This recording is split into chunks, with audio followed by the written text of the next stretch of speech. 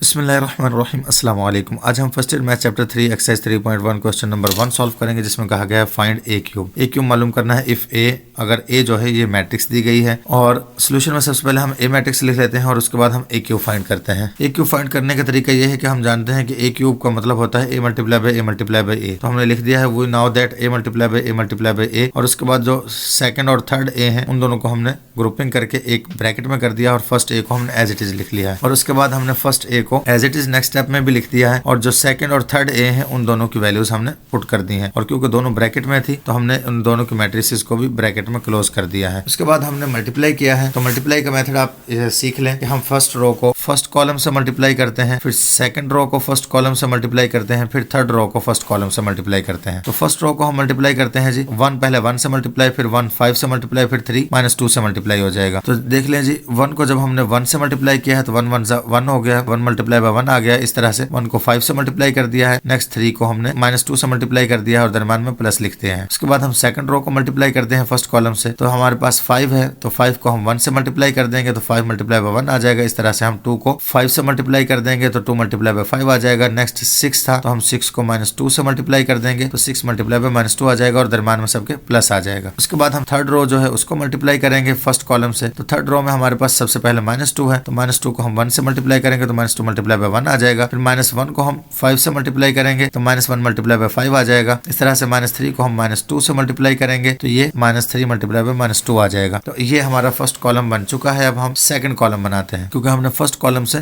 तमाम एंट्रीज को मल्टीप्लाई किया तो हम फर्स्ट कॉलम में लिखते हैं। उसके बाद सेकंड कॉलम में हम किस तरह से बनाएंगे कि हम अब सेकंड कॉलम को हम तमाम रोज के साथ मल्टीप्लाई करेंगे। तो सेकंड कॉलम में हमारे पास जो एंट्रीज हैं उनको हम फर्स्ट रो से, फिर सेकंड से, फिर थर्ड से मल्टीप्लाई करते हैं। तो पहले हमारे पास 1 है तो 1 को मल्टीप्लाई करते हैं हम जी 1 से मल्टीप्लाई होगा, फिर सेकंड 1 2 से मल्टीप्लाई होगा और थर्ड 3 जो है वो -1 से मल्टीप्लाई होगा। तो सबसे पहले हमने 1 को 1 से मल्टीप्लाई कर दिया है तो 1 मल्टीप्लाई बाय 1 लिख दिया है। इस तरह से सेकंड 1 को हमने 2 से मल्टीप्लाई कर दिया है, 1 मल्टीप्लाई बाय 2 लिख दिया है। उसके बाद 3 को हमने -1 से मल्टीप्लाई कर दिया है तो 3 मल्टीप्लाई बाय -1 लिख दिया है। अब हम सेकंड रो के साथ मल्टीप्लाई करेंगे तो पहले हमने 5 को 1 के साथ मल्टीप्लाई किया है तो 5 मल्टीप्लाई बाय 1 लिख दिया है। फिर 2 को 2 के साथ मल्टीप्लाई कर दिया है, फिर 6 को -1 से मल्टीप्लाई कर दिया है और दरम्यान में प्लस लिख दिए हैं। उसके बाद हम थर्ड रो को मल्टीप्लाई करेंगे तो -2 को हमने 1 से मल्टीप्लाई कर दिया है वो लिख दिया है। उसके बाद हमने -1 को 2 से मल्टीप्लाई कर दिया है तो -1 मल्टीप्लाई बाय 2 लिख दिया है। नेक्स्ट -3 को हमने -1 से मल्टीप्लाई किया है तो वो भी लिख दिया -3 मल्टीप्लाई बाय 1। तो इस तरह से हमने सेकंड कॉलम को सॉल्व कर लिया है। अब हम थर्ड कॉलम को सॉल्व करेंगे जी। थर्ड कॉलम में जो भी एंट्रीज हैं उनको हम फर्स्ट रो, सेकंड रो और थर्ड रो से मल्टीप्लाई करेंगे। तो फर्स्ट हमारे पास 1 था तो 1 को हम 3 से मल्टीप्लाई करेंगे तो 1 मल्टीप्लाई बाय 3 लिख दिया है। उसके बाद हम 1 को नेक्स्ट 1 को 6 से मल्टीप्लाई करेंगे तो 1 मल्टीप्लाई बाय 6 लिख दिया है। नेक्स्ट 3 है हमारे पास तो उसे हम -3 से मल्टीप्लाई करेंगे तो 3 मल्टीप्लाई बाय -3 लिख दिया और दरम्यान में सबके हमने प्लस लिख दिए हैं। नेक्स्ट मल्टीप्लाई करते हैं -2 को जब हम मल्टीप्लाई करेंगे 3 के साथ तो -2 मल्टीप्लाई बाय 3 लिख देंगे। उसके बाद जब हम -1 को सेकंड है तो सेकंड से मल्टीप्लाई करेंगे तो 6 से मल्टीप्लाई करेंगे -1 मल्टीप्लाई बाय 6 आ जाएगा। इसी तरह से -3 को जब हम -3 से मल्टीप्लाई करेंगे तो ये -3 मल्टीप्लाई बाय -3 आ जाएगा और दरम्यान में प्लस आ जाएगा। तो उम्मीद है समझ आ चुकी होगी आपको। हम सेकंड रो भी देख लेते हैं कैसे बनी है कि जब हम 5 को 3 से मल्टीप्लाई करेंगे 5 मल्टीप्लाई बाय 3 आ जाएगा। 2 को हम 6 से मल्टीप्लाई करेंगे तो 2 मल्टीप्लाई बाय 6 आ जाएगा। इस तरह से हम 6 को -3 से मल्टीप्लाई करेंगे तो 6 मल्टीप्लाई बाय -3 आ जाएगा और दरम्यान में प्लस आ जाएंगे। तो उम्मीद है आपको ये मल्टीप्लिकेशन समझ आ चुकी होगी। नेक्स्ट स्टेप में हम मजीद सिंप्लीफाई करते हैं इनको। ये ए हमारा एज इट इज आ जाएगा नेक्स्ट स्टेप में और उसके बाद 1 1 1 हो जाएगा और 5 1 5 हो जाएगा और उसके बाद 3 इंटू -2 है तो वो 3 2 6 और माइनस प्लस माइनस हो जाएगा। उसके बाद नेक्स्ट हम देखते हैं जी 5 1 5 हो जाएगा, 5 2 10 हो जाएगा। उसके बाद 6 2 12 और प्लस माइनस -12 हो जाएगा। इस तरह से नेक्स्ट देखते हैं जी 2 1 2 हो जाएगा और प्लस माइनस -2 हो जाएगा। इस तरह से 5 1 5 और प्लस माइनस तो माइनस का 5 हो जाएगा। नेक्स्ट माइनस प्लस हो जाएगा, 3 2 6 आ जाएगा जी। तो इस तरह से फर्स्ट कॉलम हमने सॉल्व कर लिया है। अब सेकंड कॉलम में देखते हैं जी 1 1 1 आ जाएगा। उसके बाद 2 1 2 हो जाएगा और 3 1 3 और प्लस माइनस -3 आ जाएगा। इस तरह से सेकंड 5 1 5 हो जाएगा और 2 2 4 हो जाएगा। नेक्स्ट 6 1 6 और प्लस माइनस तो इस तरह से -6 आ जाएगा। उसके बाद नेक्स्ट देखते हैं जी 2 1 2 और -2 को जब हम 1 से मल्टीप्लाई करेंगे तो 2 1 2 और माइनस का 2 आ जाएगा। इस तरह से नेक्स्ट है माइनस प्लस माइनस और 2 1 2 तो इस तरह से ये भी -2 आ जाएगा। नेक्स्ट -3 को जब हम -1 से मल्टीप्लाई करते हैं तो माइनस प्लस और 3 1 3 आ जाएगा। तो इस तरह से हमारा सेकंड कॉलम भी सॉल्व हो चुका है। नेक्स्ट है जी थर्ड कॉलम। तो इसमें हम 3 1 3 कर देंगे, 6 1 6 हो जाएगा और 3 3 9 और प्लस माइनस आ जाएगा तो माइनस का 9 आ जाएगा। इस तरह से 5 3 15, 6 2 12, 6 3 18 और प्लस माइनस आ जाएगा, माइनस का 18। नेक्स्ट देखते हैं जी 3 2 6 और प्लस माइनस माइनस, तो माइनस का 6 हो जाएगा। उसके बाद 6 1 6 और प्लस माइनस माइनस, तो वो भी माइनस 6 हो जाएगा। नेक्स्ट है जी 3 3 9 और माइनस माइनस प्लस, तो प्लस का 9 आ जाएगा। तो इस तरह से थर्ड कॉलम भी हमारा सिंप्लीफाई हो चुका है। तो उम्मीद है आपको समझ आ चुके होंगे। नेक्स्ट मजीद सिंप्लीफाई कर लेते हैं कि -6 है और प्लस 5 और प्लस 1 जो है वो भी प्लस का 6 हो जाएगा, तो प्लस 6 और माइनस 6 0 हो जाएंगे। नेक्स्ट इस तरह से 2 + 1 3 हो जाएगा और -3 और प्लस 3 0 हो जाएंगे। नेक्स्ट 6 + 3 9 हो जाएगा और -9 और प्लस 9 0 हो जाएगा। सेकंड रो में 5 + 10 15, 15 में से माइनस का 12 निकलेगा तो प्लस का 3 बचेगा। 5 + 4 9 हो जाएगा, 9 में से माइनस का 3 निकलेगा, 3 बच जाएगा। नेक्स्ट 15 + 12 जो है हमारा 27 हो जाएगा, 27 में से जब माइनस का 18 निकलेंगे तो प्लस का 9 बचेगा। इसी तरह से नेक्स्ट माइनस का 2 और माइनस का 5 माइनस के 7 हो जाएगा, उसमें से प्लस 6 निकलेगा तो माइनस का 1 बचेगा। नेक्स्ट -2 और -2 -4, उसमें से प्लस 3 निकल जाएगा तो माइनस का 1 रह जाएगा। इस तरह से नेक्स्ट -6 और -6 माइनस के 12 हो जाएंगे, उसमें से प्लस का 9 निकल जाएगा तो माइनस का 3 बचेगा। तो ये हमारा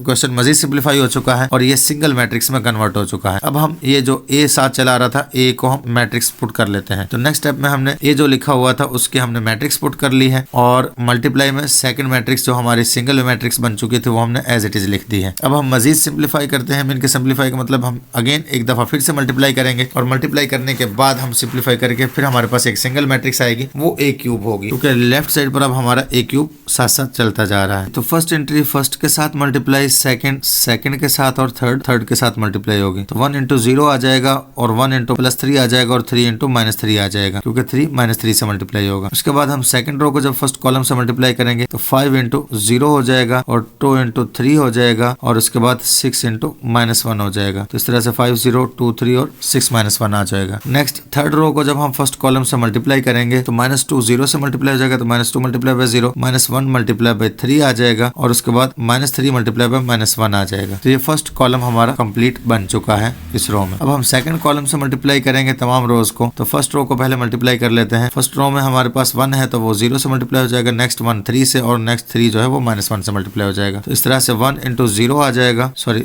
ये, और उसके बाद 1 × 3 आ जाएगा और उसके बाद 3 × -1 आ जाएगा। नेक्स्ट सेकंड रो से मल्टीप्लाई करते हैं तो 5 × 0 आ जाएगा, 2 × 3 आ जाएगा और 6 × -1 आ जाएगा। तो आप देख सकते हैं 5 0 2 3 और 6 × -1 आ चुका है। थर्ड रो को हम सेकंड कॉलम से मल्टीप्लाई करते हैं। तो सबसे पहले -2 × 0 आ जाएगा, -1 × 3 आ जाएगा और -3 × -1 आ जाएगा। तो ये देख सकते हैं कि -2 × 0 -1 × 3 और लास्ट में -3 × -1 आ चुका है। इस तरह से हमारा ये सेकंड कॉलम भी कंप्लीट हो चुका है। अब हम थर्ड कॉलम स्टार्ट करते हैं जी। थर्ड कॉलम में हमारे पास था 0 9 और -3। तो जब हम फर्स्ट रो से मल्टीप्लाई करेंगे तो 1 × 0 1 × 9 और 3 × -3 मल्टीप्लाई में आ जाएंगे। तो ये देख सकते हैं कि 1 × 0 1 × 9 और 3 × -3 आ चुका है। उसके बाद हम नेक्स्ट सिंप्लीफाई करते हैं जी। 5 को हम 0 से मल्टीप्लाई कर देंगे, 2 को 9 से और 6 को हम -3 से मल्टीप्लाई कर देंगे। आप देख सकते हैं कि 5 0 2 9 और 6 -3 मल्टीप्लाई में आ चुके हैं। अब हम थर्ड रो को मल्टीप्लाई करेंगे तो -2 × 0 -1 × 9 और -3 × -3 आ जाएगा। तो इस तरह से -2 × 0 -1 × 9 और -3 × -3 आ चुका है। यहाँ तक जो हमने सिंप्लीफाई किया है तो उम्मीद है आपको समझ आ चुका होगा। मजीद हम सिंप्लीफाई कर लेते हैं कि 1 को हम 0 से मल्टीप्लाई करेंगे तो वो 0 आ जाएगा। इस तरह से 3 × 1 3 आ जाएगा। नेक्स्ट 3 × -1 तो माइनस प्लस माइनस, तो ये माइनस का 3 आ जाएगा। तो इस तरह से ये हमारे पास 3 नंबर आ चुके हैं। नेक्स्ट हम 5 × 0 0 आ जाएगा और उसके बाद 2 × 3 6 आ जाएगा। नेक्स्ट 6 × -1 है तो प्लस माइनस माइनस, तो ये माइनस का 6 आ जाएगा। तो इस तरह से ये 0 +6 और -6 आ चुके हैं। नेक्स्ट हम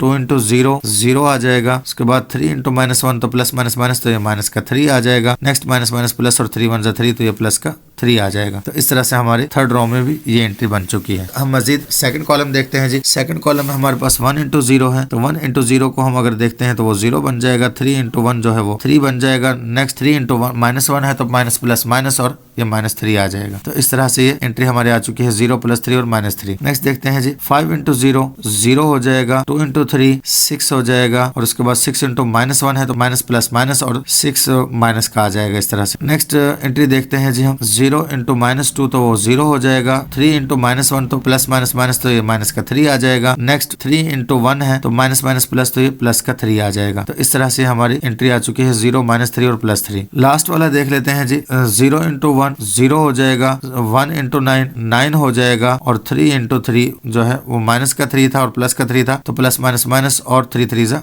9 माइनस का 9 हो जाएगा। तो इस तरह से ये एंट्री बन चुकी है 0 + 9 और -9। तो नेक्स्ट हम देखते हैं 5 इंटू 0 0 हो जाएगा और 2 इंटू 9 18 हो जाएगा और 6 इंटू 3 भी 18 लेकिन प्लस माइनस माइनस तो ये माइनस का 18 हो जाएगा। तो इस तरह से हमारी एंट्री बन चुकी है 0 + 18 -18। नेक्स्ट -2 को हम जब 0 से मल्टीप्लाई करेंगे तो ये 0 आ जाएगा। उसके बाद -1 को जब हम 9 से मल्टीप्लाई करेंगे तो प्लस माइनस माइनस और माइनस का 9 आ जाएगा। इसी तरह से जब हम -3 को -3 से मल्टीप्लाई करेंगे 3 3 से 9 और माइनस माइनस प्लस तो ये प्लस का 9 आ जाएगा। तो नेक्स्ट एंट्री हमारी आ चुकी है 0 -9 और +9। मजीद सिंप्लीफाई कर लेते हैं जी। तो फर्स्ट एंट्री देखते हैं, +3 और -3 आपस में कट जाएंगे तो वो 0 बचेगा, 0 + 0 0 हो जाएगा। इस तरह से एंट्री 0 आ चुकी है। नेक्स्ट भी +3 और -3 0 और 0 + 0 0 आ चुका है। नेक्स्ट भी +9 और -9 0 तो 0 + 0 0 आ चुका है। नेक्स्ट अगर देखते हैं तो +6 और -6 आ रहा वो भी 0 होता है तो 0 + 0 0 आ जाएगा। नेक्स्ट भी इसी तरह से 6 -6 0 हो जाएगा और 0 + 0 0 हो जाएगा। 18 - 18 वो भी 0 हो जाएगा और 0 + 0 0 आ जाएगा। लास्ट रो में से देखते हैं जी। +3 और -3 0 हो जाएंगे, 0 + 0 ये भी 0 हो जाएगा। नेक्स्ट भी +3 और -3 कट जाएंगे तो 0 + 0 0 हो जाएगा। नेक्स्ट भी +9 और -9 भी आपस में 0 हो जाएंगे